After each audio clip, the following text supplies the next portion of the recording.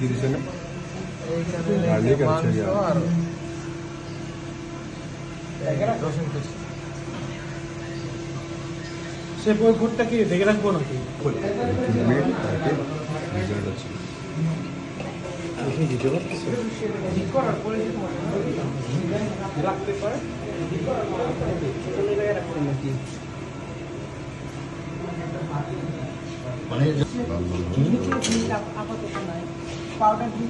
Powder দুধ অল্প একটু গোলায় দেন খালি। এই ছোট বাটির এক বাটি, এই যে এই বাটির এক বাটি পানি, আর মিল্ক হচ্ছে 1.5 চামচের মতো। একজন ওর সাথে আমি একটু মোজারেলা চিজ নিয়ে আসেন, 50 গ্রামের মতো চিজ হলে হয়ে যাবে। হয়েছে? সবাই 1 চামচ করে, সবার হয়েছে তো?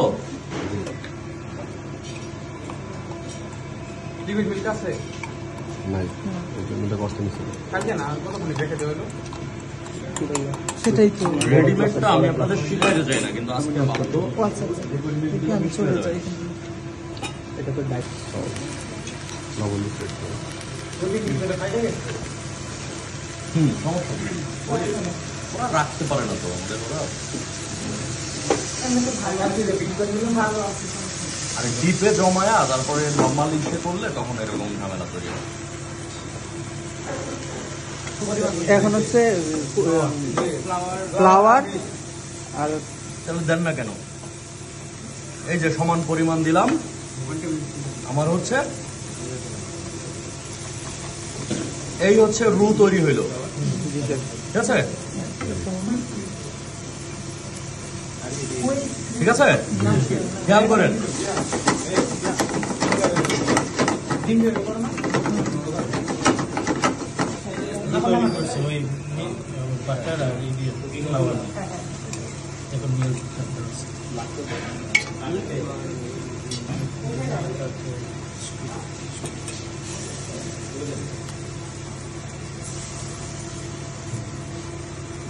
আরেকটা প্লেট রেডি করেন। হ্যাঁ, গোলটা করো, পাঁচটা নেবো না, এই যে গোলটা নিচে নিচে ওই যে উপরে, হ্যাঁ হ্যাঁ পাঁচটা নেবো। শেফ এটা কি কুকিং ক্রিম না? এটা কুকিং ক্রিম, আপনারা দেবেন মিল্ক, ঠিক আছে? ওই মিল্ক দিলে মিষ্টি হয়ে যাবে, এই জন্য কিন্তু আমি এটা দিছি। পরিষ্কার জায়গায় বসান, বুঝছেন? কেউ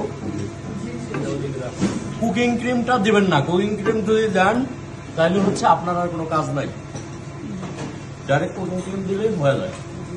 এটা হচ্ছে শর্টকাট যারা করে, কিন্তু কস্টিং অনেক হাই হয়ে যাবে। এর একটার দাম 450-500 টাকা 1 লিটার।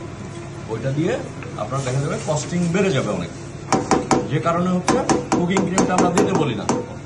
কুকিং ক্রিমটা দিলেও আমরা এরকম হোয়াইট সস বানাই, তার সাথে মিক্স করি, ঠিক আছে? এই পাস্তাটা সাথে করি নাই, কারণ এটা গালায় ফেলছেন অলরেডি, নরম বানায় ফেলছেন, এই জন্য। ঠিক আছে, চিকেন পাউডার নিয়ে গেছে, তুমি আসেন। আবার ব্ল্যাক পেপার হালকা একটু লাগবে, এই জন্য দিলাম। ফার্স্টে পরিমাণ মতো দিয়ে দিলে হবে, পরিমাণ মতো না পার্সলি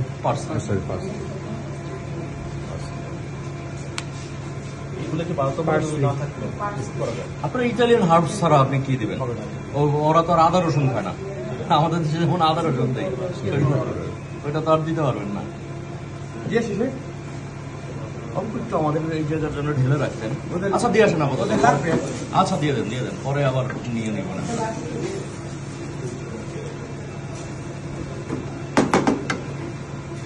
এটা এখন যত জাল হবে তত ঘন হয়ে যাবে, ঠিক আছে?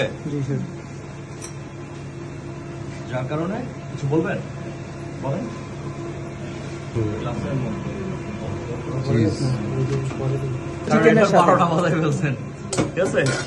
এটা কি সব ওই যে চিকেনের সাথে সাথে করা হতো? হ্যাঁ,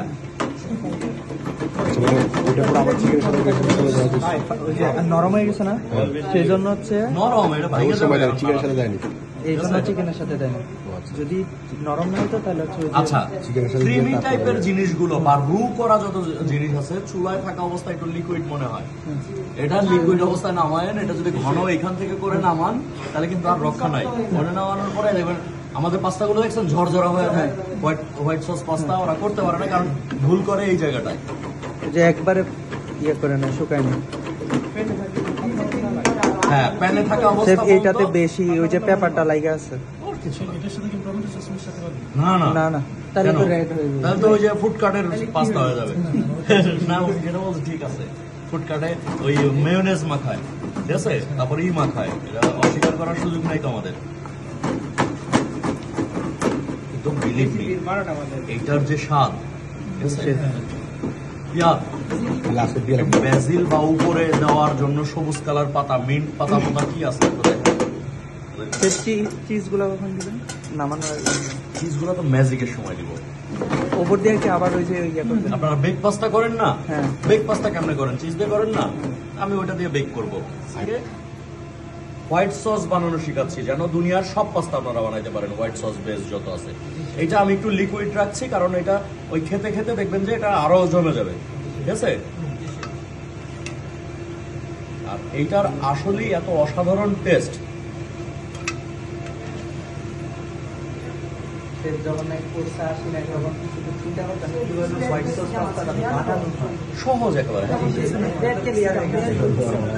মানে তো ক্যাপসিকাম আছে? সহজভাবে যে- শুধু গ্রিন ক্যাপসিকাম? না, তারা তো ওটা প্রোটিন আর প্রোটিন করতো। ধনে পাতা তো যায় না, না পাস্তার সাথে।